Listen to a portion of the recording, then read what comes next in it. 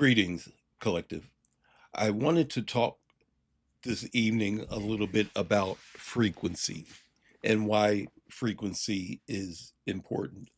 Um,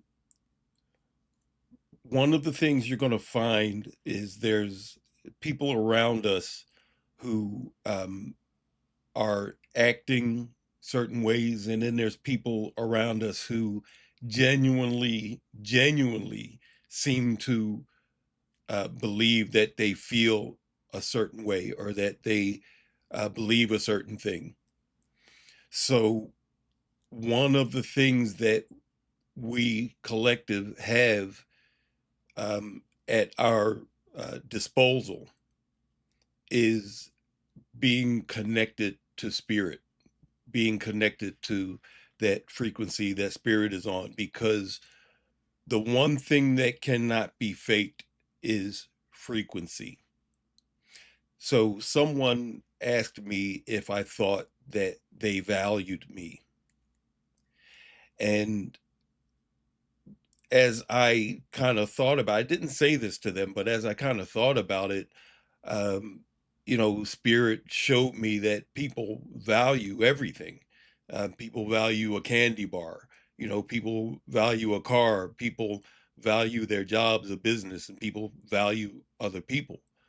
The question is, does the value that someone assigns to you, is that value commensurate to what your actual value is?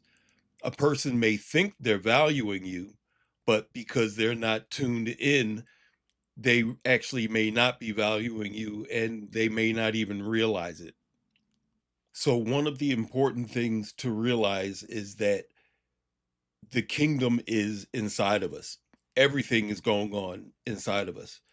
When I see a thing, when I hear a thing, smell, taste, feel, all of those are processes that are literally going on inside of me. They're not actually happening outside of me. Everything is happening on the inside. The key is getting connected to spirit, because once again, frequency cannot be faked.